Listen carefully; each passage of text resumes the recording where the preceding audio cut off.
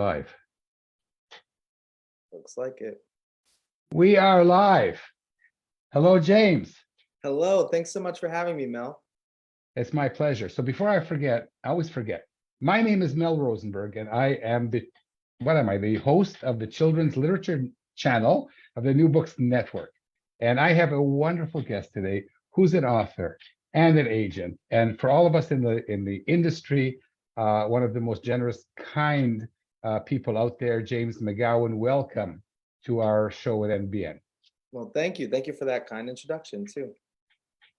Well, you are one of the people who give back.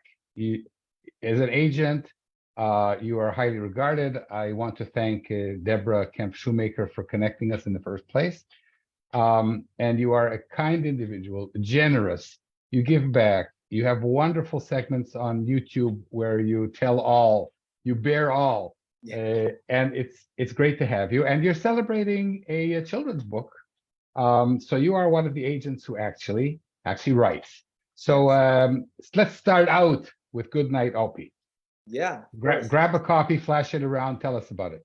Yeah, so Good Night, Oppy is a story, it's slightly fictionalized, of the Opportunity rover that was on Mars for so many years. I believe it was 2017, news broke that Oppy was considered, her mission was considered done. And as soon as I heard that story, I knew like I had to write it. And I was talking with a colleague at Bookends and I said, someone's got to write this book. And they said, well, why don't you? So it started out all fictional. It started out with like a spunky rover traveling on Mars. But the more I researched, the more I learned, it became more and more nonfiction. There was more facts that were included and sidebars and things like that. It really was a joy to write. And then Graham Carter joined the team as the illustrator and just brought Oppy to life in a way that I did not ever dream of. So I'm so glad that Graham joined the team. So hold on, James. So you're an agent with an agent? Yeah, of course. I do not do my own agenting, of course. I think it's super important for agents to have their own agent, and authors in general to have an agent. We are the people who can advocate for you when all of your feelings are mixed up in the business of things. So who's your agent? My agent is actually Naomi Davis at Bookends Literary. So I work with them. They are amazing. And I told them about Oppy's story and they said, yeah, you should write it. And that's sort of how we began working together and how this book came about. But yes, an agent should have an agent. It helps separate your creative brain and your business brain and let someone do all that heavy lifting for you so that you can have good relationships with the people that you're working with on your books. Okay, so as we know, authors don't usually pick their illustrators. Were you able to pick your illustrator? No. So oftentimes the publisher will send a short list. They'll send 3 to 4 choices and see what the author thinks. And then the author can give the list back, like 1, 2, 3, 4, or give feedback on why someone's particularly working or not working. In the case of Good Night, Oppy, Astra, my editor at Astra, Jess Negron, actually just picked the illustrator, picked Graham. I think that Jess had a vision and went for it, and I'm grateful for that. So it does depend on the editor, it does depend on the book and the team's vision. Sometimes there's that one perfect person, but sometimes there's a style that they're looking for, and they'll consult with you. I do like to get consultation for all clients on Illustrator, so it's something that I do push for. So hopefully all clients do get the chance to at least have the conversation before someone is brought on. But in this case, it worked out well for me. So I'm surprised that you didn't have more pull. The illustrations turned out to be spectacular. Can you show the viewing audience some of them, please? Absolutely, yeah. So let me the ones listening to the podcast will just have to run out and buy the book. I'm okay with that. I'm gonna open up some of my favorite spreads to share with you. I was hoping you would. Okay, so here's one spread. Okay, and I've got another one that I think everybody has to see just to show how brilliant Graham has done this book. So this is coming towards the end. I hope it's not a spoiler, but here's Opportunity in the middle of a dust storm listening to her favorite music. And just if you look closely, you can see how detailed and fine all of this work is on Graham's part. And there's so many spreads that I can share that are just my favorite in general. But it's absolutely brilliant. I still look at it sometimes and find something new and exciting, and that I just fall in love with. So it's very interesting because it's very hard, as you know, as an agent, to anthropomorphize even animals, so hard. and you're talking about a robot in space. Yeah, it was difficult, and it was a really difficult choice to navigate because if you don't know, Opportunity's mission came to an end, and it was hard to address that in this book and not make it seem like she died. Although in a way she kind of did. We navigated it in a way where her mission is just over, and well, James, when you bring her to life, she dies in the end. Yeah, it's hard. It's hard. And I didn't want it to feel like we killed off a beloved character. It was a very fine line to walk. So it was more like a celebration of her mission and her achievements. And at the end, she gets to rest after doing such great work. So we navigated that tricky line of falling asleep equating to dying, but also killing off the main character. But I think we do it in a really happy, joyful way. It's not super sad. And it is something that I think kids really learn a lot from. That's my hope. It's a wonderful book, and maybe I'm prejudiced because I like you so much without having met you personally for all the work that you're doing. Oh, thank you. And your candor. And the book really is lovely. And you've navigated, boy, that's kind of okay, excuse me. You've navigated a difficult course here, bringing a robot on Mars to life, and the text is really beautiful. If you were pitching it, okay, what would you call it? It's not fiction. It's not nonfiction. I've got this. Okay. One. So Melissa Stewart, she's a nonfiction author. She coined the term informational fiction. So that's what I use to refer this to. There is a strong fictional narrative there, but there's so much information, and so much of the narrative is based in actual fact and actual history. So I call it informational fiction. I thank Melissa Stewart every time I call it that because it's the perfect term. And it also, in the beginning, there's on the cover page, we made it clear. Right there on the cover page, Oppy says, hey there, some of this story has been fictionalized, but the science is real. So I wanted to make it clear that there is fiction here, but all of the sidebars, all of the scientific facts, they were heavily researched and they are in fact true. Okay, so that's wonderful. Melissa Stewart is going to be interviewed here in 2 weeks. Great. And yeah, it's going to be a difficult one because she's so gung-ho on nonfiction. And I spent 30 years in science, and all I want to do now is write ridiculous things. So we'll see how that plays out. Well, Melissa Stewart is wonderful. Please thank her for that term for me, and I hope you have a great interview. I shall, because I'm also writing one. Cool. But she's a big nonfiction yes. Proponent? What's the word? Yeah, proponent. Yeah. So did you worry about word count, James, when you were writing it? Oh man. Okay, so the word count just kept getting longer and longer and longer the more that I wrote. So my first draft was low. It was like in the 300s, and then it just kept, every draft I wrote, I was adding like 20, 30 words. I wasn't super worried about it. The main narrative was still pretty short. The sidebars did get a bit lengthy. So there was a lot of like cutting and pasting in those and making sure that it wasn't running too long, especially visually, that we didn't have pages filled with text. I wasn't granular about it. I wasn't trying to stick to a certain word count. I was just being sure that we weren't getting too superfluous with information and making sure that it was still digestible for younger audiences. Okay, but what was the word count in the end without the sidebars? I don't know. I can look that up for you, but I don't know. You know, once I was working with the publisher, I never looked at the word count again.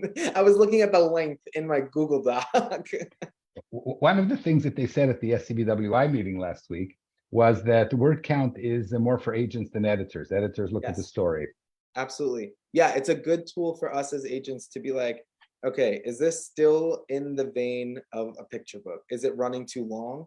Or am I getting into something that is super short and it's going to be spare? It's a very good tool for us to base what the book is going to have to do in those sort of words based on the concept and that count of words.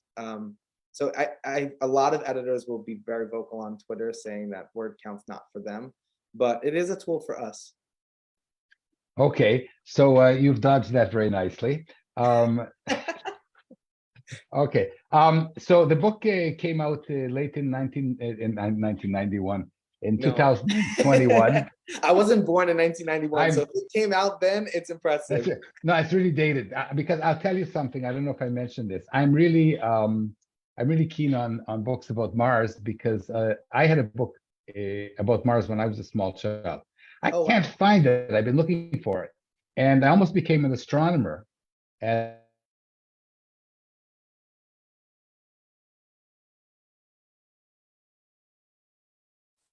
you with me, James? Yeah, I lost you for a second. You're back. Okay. I said that when I was a kid, I had a wonderful book about Mars, Yeah. and they didn't know very much about Mars then. They didn't know whether there were Martians. They didn't know whether there were rivers and whether there was water. But when I was 6 or 7, I wanted to be an astronomer because of that book, and I did become a scientist. And your book might prompt many children to That's my grow hope. up and study STEM subjects, and That's my that's my hope. hope. My hope too for your book. So I hope it also launches many careers of young people to be interested in science and exploration. Well, thank I you. I think also you've appreciate frozen that again. launch on. I'm frozen? No, now you're not. Now we're not Oh, okay. frozen. Yeah, you're fine. It's like Mars. It's like Mars. So That's where I am right now. so we're gonna before we segue into James McGowan, the agent. Mhm. Do you have other books that you're writing now? Okay, so my clients and my job keeps me super busy, but I am still writing. I'm working on something new right now, which I won't share too much of, but it is still in space. So hopefully I have something I can share soon. But it is a slower process for me considering my busy day job. Sometimes I just leave work and I'm like, I don't want to deal with a book today. Like I don't want to fight with this one, or so it's a bit of a slower process for me. I find that my inspiration and creativity dries up a lot quicker than maybe a different career author might. But I am still working. It's just a little slower. Okay, so I would well, if you were my agent, I would say, oh no, James, don't write a thing forever. But you're not. So go on writing this marvelous stuff between fiction and nonfiction. It's really important. All right, I'll work on it. And everybody should run out and buy the book, including the people. Well, the people who've seen the pictures are going to run out and buy it. Hopefully, hopefully. And please friend me on Facebook, and then you can share the links where people can order it, etc. Yes. Okay, so now let's segue into your early life and what brought you into. Basically, you're more of a children's literature agent, at least you are today. And I know that people watching the show are going to be interested in what books you're looking for and so on, but you're not looking right now. You're closed, which actually makes this conversation much better because this isn't a fishing expedition. This is a Yeah. talk about.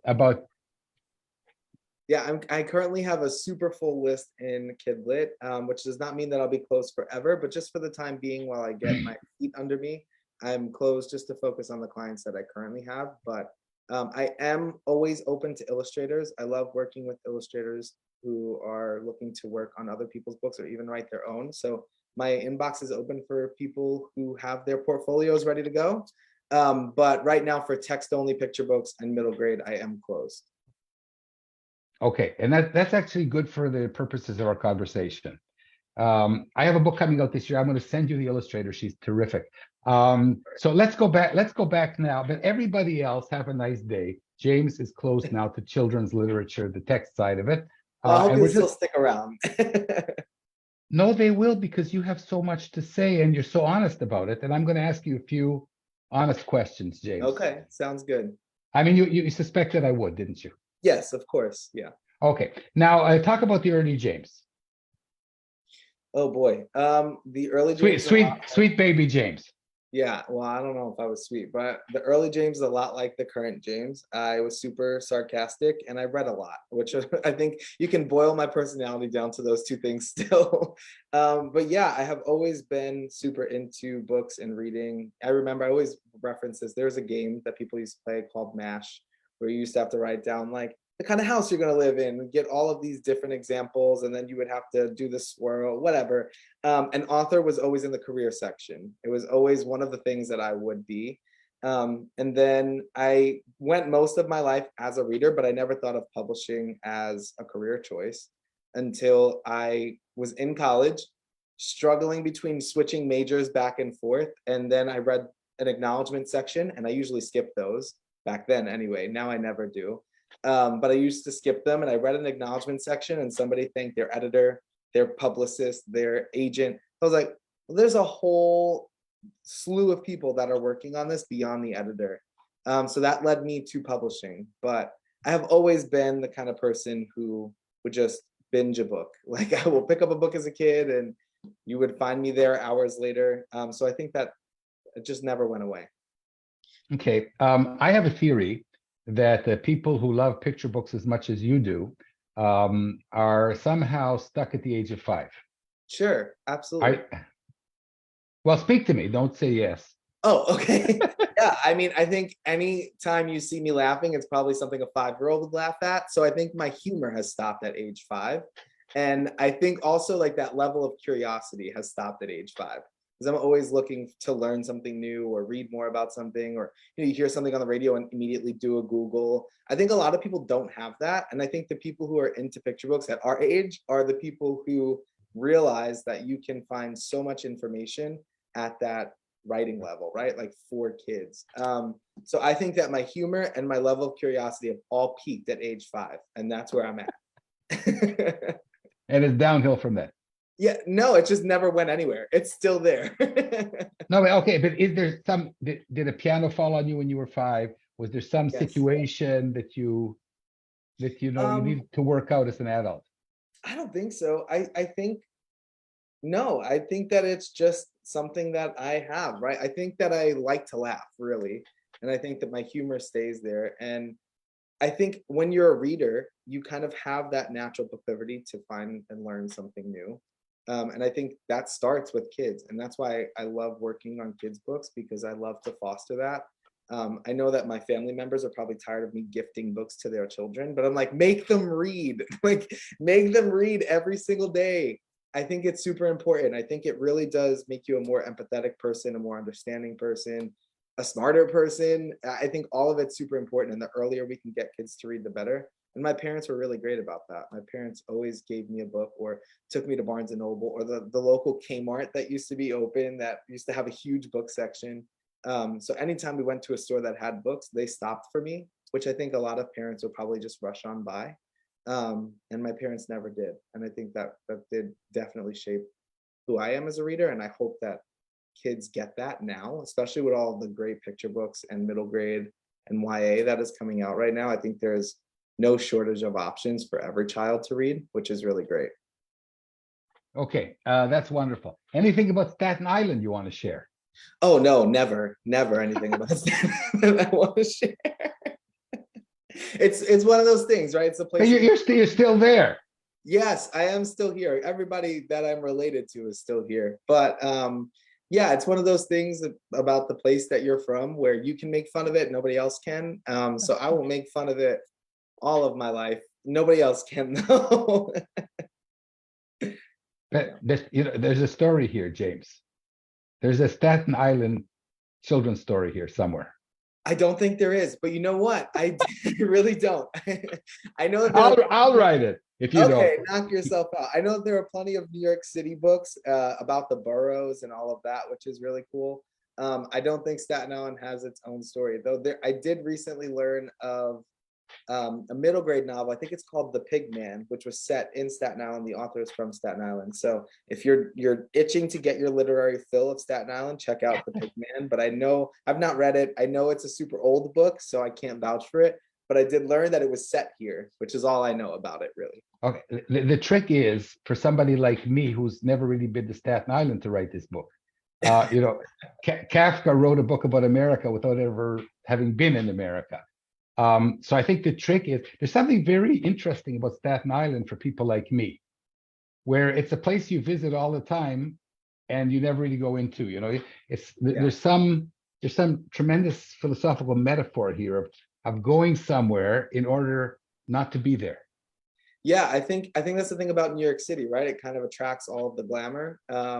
I think when the further you get out from Manhattan, Brooklyn, Queens, Bronx, Staten Yeah, Island, but James, you don't know what I'm talking about because you live in Staten Island. You see, we are the I people guess, yeah, who take the reverse trip on the boat, right? yeah, true, true. Yeah, we're usually leaving. Yeah, I think it's one of those things though, like it's the everyday part of Manhattan, right? Like you don't have Yeah. to come here when you come to Manhattan because Manhattan's got everything.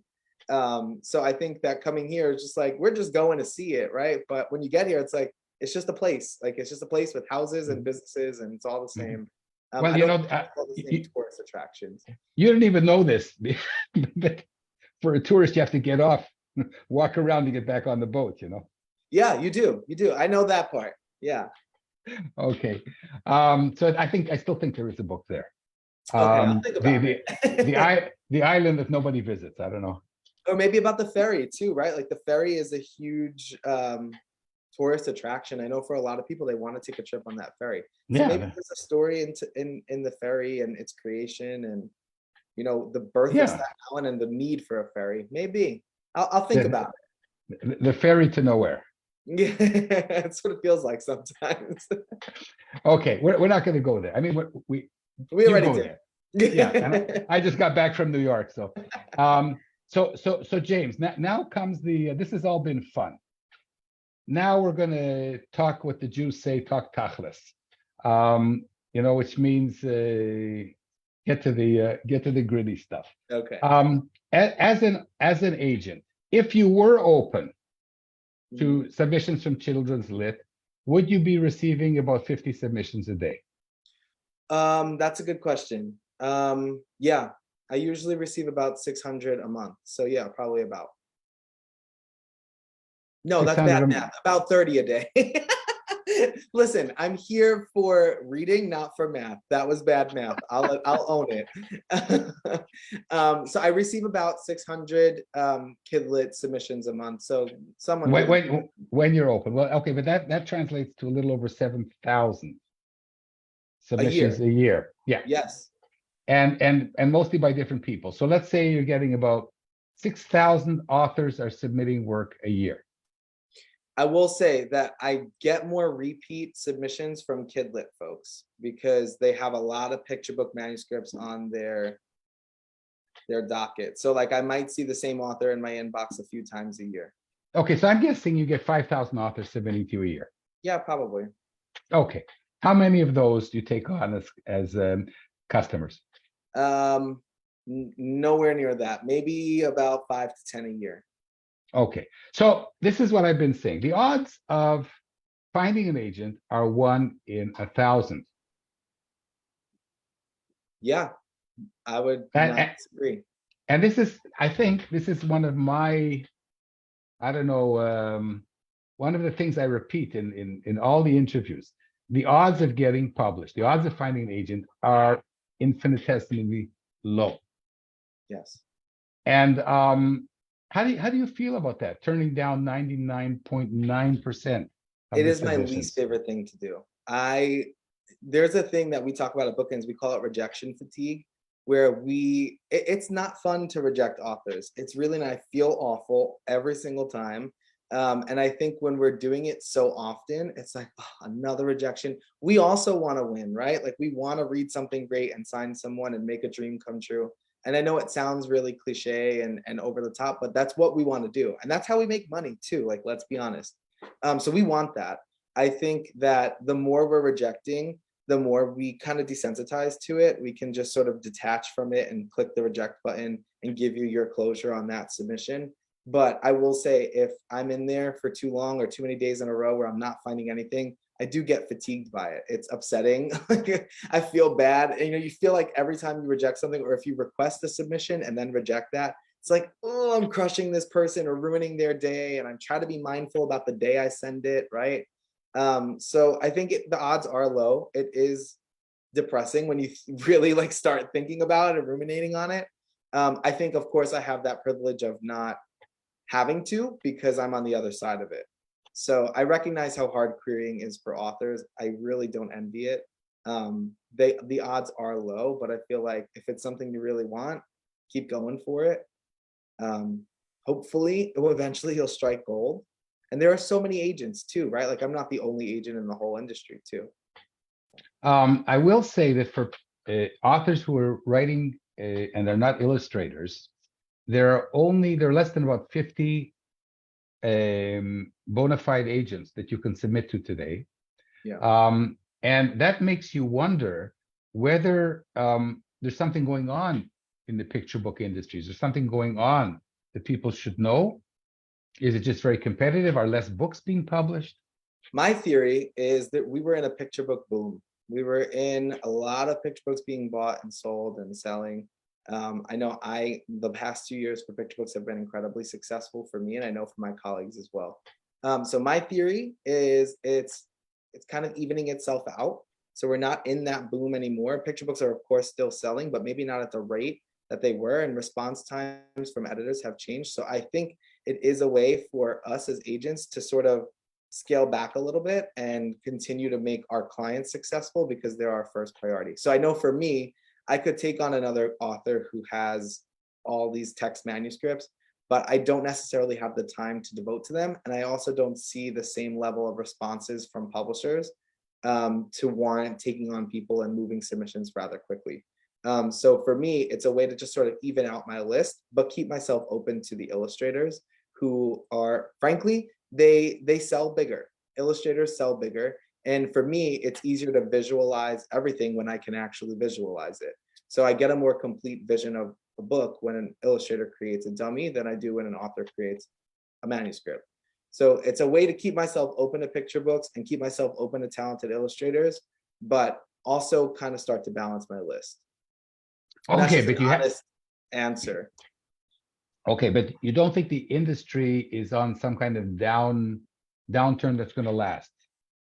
I don't think that they ever last, right? Like I think formats always and age groups are always going to need more books coming out. I don't think a publisher will ever say no more picture books ever. They might have a full list, right? And I think that it's likely that publishers have full lists through 2023 and 2024, but they are still going to need books for 2025, 2026, so on and so forth. Okay, so there is a glimmer of hope.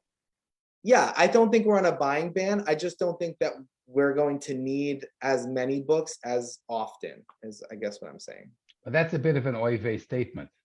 They're all oy vey. I feel like publishing in general is oy vey lately, right? Like we have strikes, response times are getting lower. People are not getting paid as much as they should.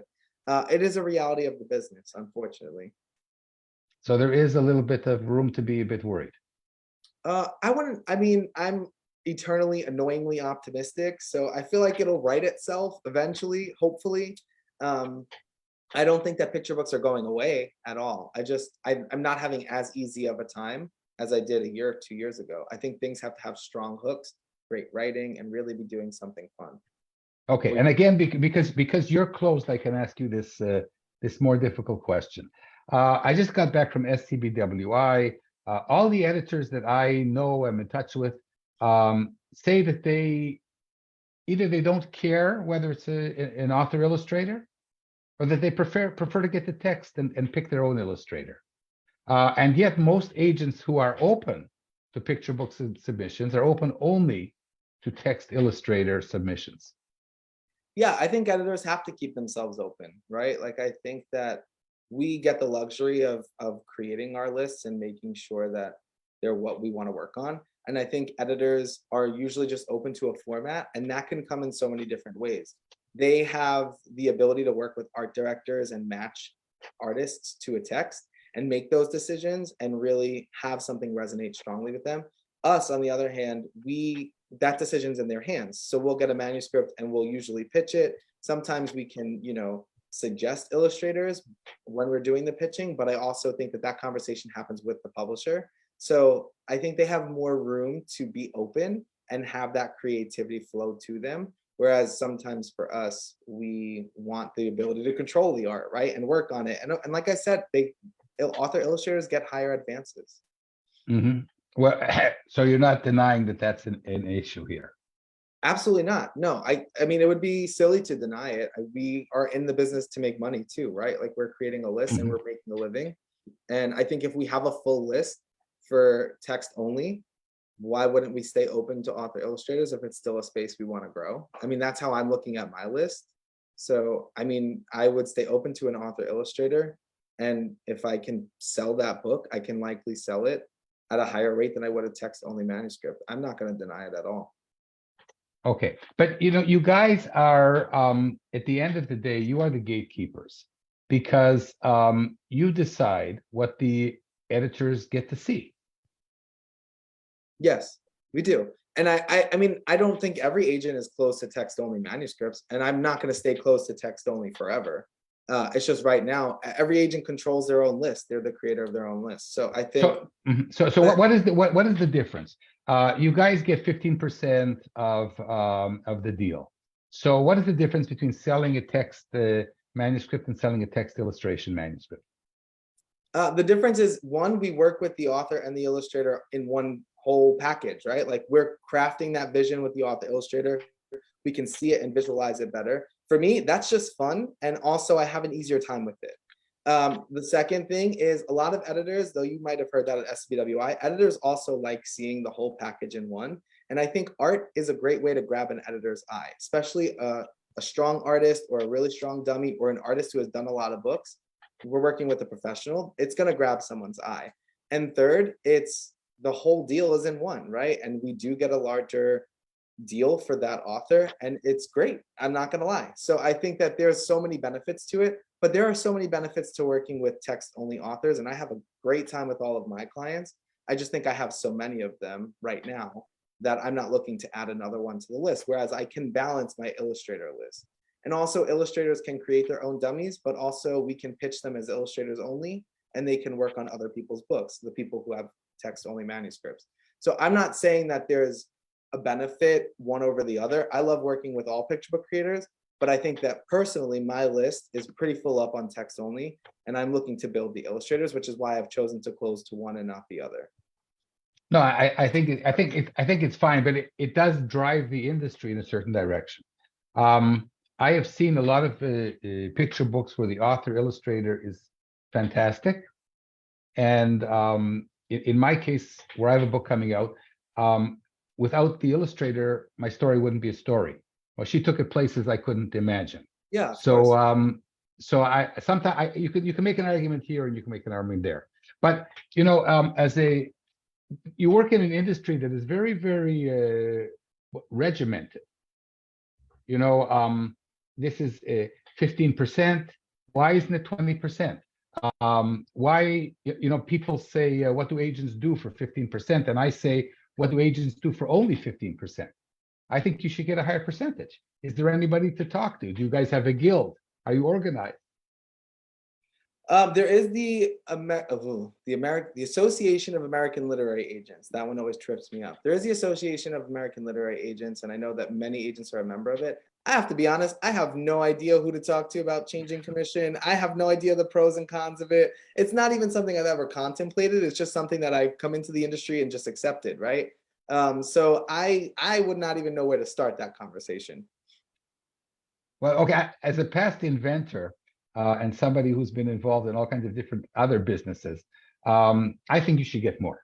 I'm just saying. Well, you know what? From your mouth, right? Like, if anybody wants to do it, go for it.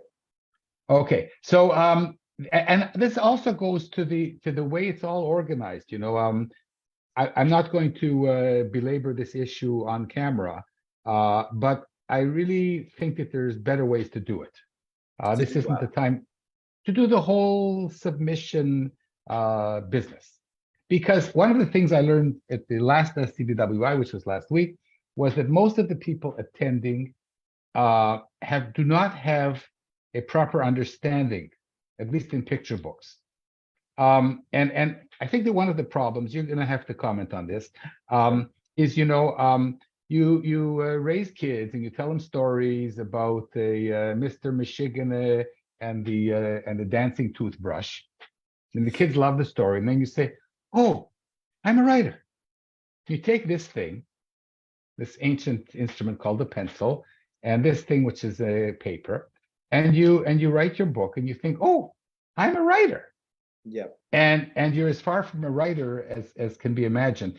The reason that I'm saying this is because I was one of those people. Run me through this, James. And I know you spend a lot of time with your broadcast and you're reaching out to people. It is an arduous route. How do you explain to people that they're just at the beginning? I think you've nailed it. I think people will pick this up, any book, and they'll be like, I can do that. There's a level of arrogance to it. I'm not going to lie. There's a level of arrogance to the thought that you pick something up and like, oh, it's 30 pages, 32 pages. I can make that. And they have these stories that they tell their kids. That is probably one of the most common picture book query that I get. They have this story that they've told their kids, and I just know would be a great picture book. I think what separates the amateurs from the professionals is the level of commitment they give to it. And it's a huge reason why Jessica Faust at Bookends and I have created our YouTube channel to give you all which is wonderful. I highly you. recommend it to everybody. I think that the people who start out, write their story, send it off to me and expect that it's going to be published have not given any level of commitment beyond their egotistical, I can do that.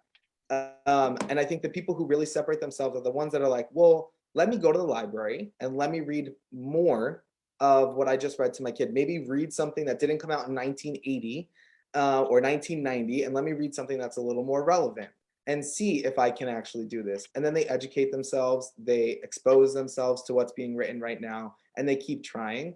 And I think the difference is how much commitment they've given it. It's how much thought they've given to this new undertaking that they want. They've decided whether it's a hobby or is it a quick way to get some money and get that egotistical bump of I've written a book and now everyone's going to read it. And I think there's that level of commitment that they're not even thinking about. And then there's also the research into the business and understanding what you have to do. I'll get so many queries that, and sometimes I'll request some of them too, right? Where they have a really great concept for that first book, but they've not written other manuscripts. So they've done no research to know that before you submit a picture book, you should have a submission package. You should have multiple picture books that you can send my way. And I think it all comes down to how much have you really given this? And did you just rattle it off, take that pencil and write a book and send it off to me? Or did you say, no, this is something I can be serious about and want to be serious about, and then became serious about it? So I think there is a huge issue with, especially in kidlit, and I would say especially in picture books, where folks don't think about all that is actually going to go into this new project that they're undertaking, and just have that level of, all right, I wrote this and it can definitely be a book, which is a frustration of mine, I'm not going to lie. And I think that, as an agent, and I'm sure other picture book agents will agree, it's frustrating to get 30, 40, 50 queries a month that are like that sort of discount the work that we put into the books and that our clients and other picture book writers and illustrators are putting into their submissions and their work. Well, I must admit that as a young person your age, I was also one of those idiots. And one of the reasons I love the SCBWI is that it changed my life in the sense that, you think that you know better than everybody else. Oh, I can write just as well as the books in Barnes and Noble. I even write better. It's just that, I don't have a cousin who's in the industry and this and this. Yep. You go to one of these meetings, and if you're lucky, and I was lucky, you realize that you don't know shit. Yeah.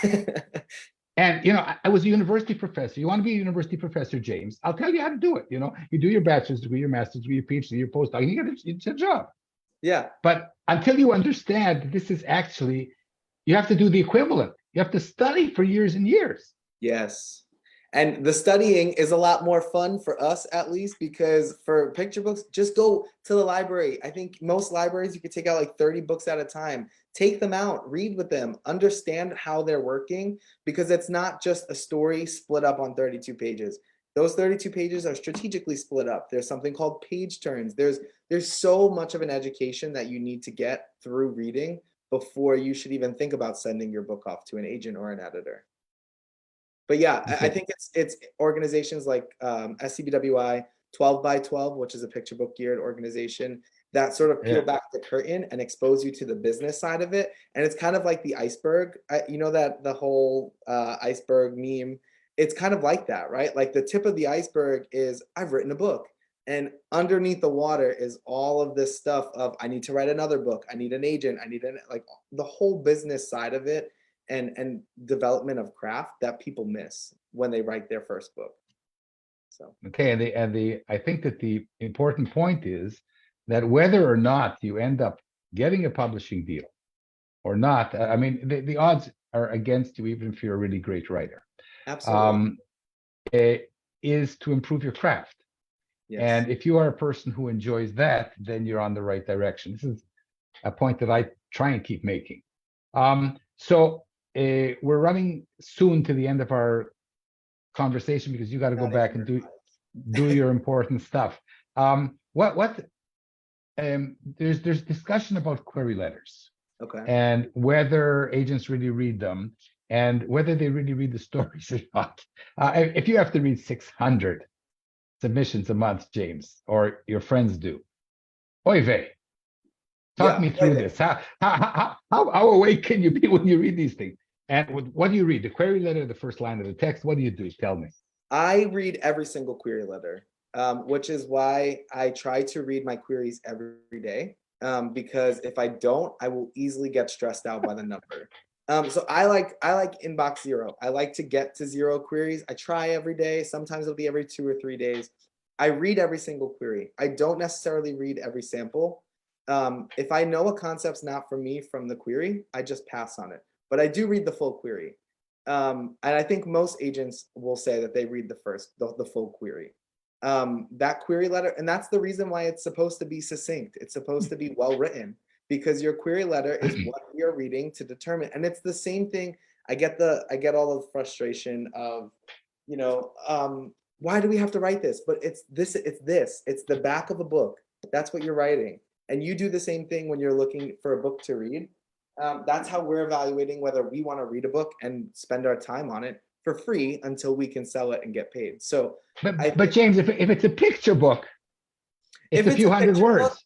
Yeah, if it's a picture book, I will sometimes skip the query. If I like the concept, I will sometimes skip the query and just read the pages. But I still glean a lot from that query letter for a picture book as per concept. Word count is important to me, but because if I have a client or a query, excuse me, that wants to write a book about opportunity, I'm like, I wrote one. I don't need one on my list, right? I'm curating my own list. So I still do look at the query letter and decide, okay, is this a concept that I'm interested in? Is it a concept that has promise? Is it a concept that was strong and I would like to see what else they've written? So I do still read it. I will say they can be shorter. So they don't have to be 3, 4, 5 paragraphs for a picture book. I usually say the blurb is like 4 to 5 sentences for a picture book, but then you have your first paragraph, which is your introduction, the word count, comp titles, and then your bio paragraph. So a query letter picture book should ideally be shorter, but a novel too, you'll need usually those 2 or 3 paragraphs to get across the point of your book. Okay, if an author was a world famous Olympian skater, should that go into the bio? Because sometimes the advice is only put in the bio what's related to publications. I like that. I like knowing that. And I also think if you think there's something to be said about platform, right? Like a world famous Olympic skater, I would include something like that in my bio. I usually tell people if you're confused about what to add in your bio, if you don't have any writing credits, start with the easy stuff. Where you're from, what you do for a living. It's usually enough. And then you can add whether you're like members of any writing organizations. To me, that's a cue that you're serious about it, like we just talked about. I will be intrigued by someone who's part of the SCBWI, can take it a little more seriously. And then I think if you have something in the writing field that is an accomplishment or an achievement, include it. I think it's all helpful to know. But if you're confused, just add like where you're from, what you do. And if you are a world famous skater, go for it. I think that's important to include. Okay, what important questions or tips haven't I prompted? I feel like we had a very full conversation. The one thing I will say is, if I did not say it enough times throughout this, is read more. If you think you're reading enough, you're probably not read more. So go to the library, get some books out, maybe make it a mission to read 3 new picture books a month. Make sure that you're staying on top of what's publishing now and what the market is putting out. I think that will help you be ahead of the curve and really understand what agents and editors are looking for, or what they're saying in their MSWL, or what books they're referencing, right? Like, I would love the next Watercress. You should read Watercress. You should know what it is. So I think having a good understanding of the market and currently publishing picture books is really one of the most important things that any writer can do. And I don't think enough writers do it. Okay. If you were open to submission for picture books, James, which I know you're not. Okay. Yeah, hopefully soon. What books would you be looking for? Right now, when I open back up too, I know I'll be looking for humor. I want to laugh, and I think everybody wants to laugh after the past 3 years we've had. I think that's a place where the market is going to go, towards humor and towards light and joy. And I would love to see more human characters. I get a lot of like kitchen appliances and food and animals. I would love to see more humans. Hey, you wrote about a robot on Mars. I know. But Don't send me any Oppy books. Yeah, going forward, I'd love to see some more human characters. And I'm always into nonfiction that is not a biography. Nonfiction that is, exploring a certain topic, field of study, piece of history, anything like that, or cutting edge science that is not focusing on a particular person and their life story. I'm not opposed to bios, but I have so many on my list that I am looking for something outside of bios and nonfiction. And I think nonfiction, like I'm sure Melissa Stewart will tell you, is one of the fastest growing parts of the market, which is really exciting. And I think one of the most crucial parts of the market, because readers, especially children readers, love nonfiction. And I don't think we're giving them everything we can. So those will be like the 3 buckets I'd say I'm looking for. And as always, I would love to see more books by marginalized creators in my inbox, for marginalized authors and readers. I would love to see and help contribute to the growing representation in the market. Well, that's wonderful for somebody who's not open. And let's not forget this this genre that you say was invented of the informational nonfiction, or informational fiction, or the non-informational fiction, or whatever. Yeah, informational fiction. I think that there's a spot there, and I think it's always been there too. It just never gave it a name. So yeah, I'm always open to that. I kind of group that with nonfiction, which I probably shouldn't, but yeah, I'm always open to that. So James McGowan, I would love to stay and talk with you forever. But 48 minutes passed like 3 minutes. Yeah, it went in the blink of an eye. But maybe if you're willing, maybe in half a year, you'll be able to come on again and talk about your new book. And maybe we should do one which is just like for picture book authors, like James McGowan's, and maybe like a conversation where we just have these important questions, or maybe we take from the audience, right? Yeah, that'd be great. Like the real roadmap. I'm open to it. So if you set something up, you let me know. Oh, I just set it up in my mind. Deal. But you have to have a new book coming out, right? I don't have to. I'm open to doing it without a new book coming out, but hopefully by that time I will. Okay, so it's February. Expect to hear from me. We're doing another show in October. Okay, works for me. James McGowan, wonderful agent, wonderful author, wonderful person. Thank you for being on the show. And I have to sign off. So this is Mel Rosenberg. What am I? I'm the host of the Children's Literature channel of the New Books Network. And this has been a wonderful conversation with James McGowan. Thank you for your generosity. Have a wonderful weekend. Yes, you too, Mel. Thank you.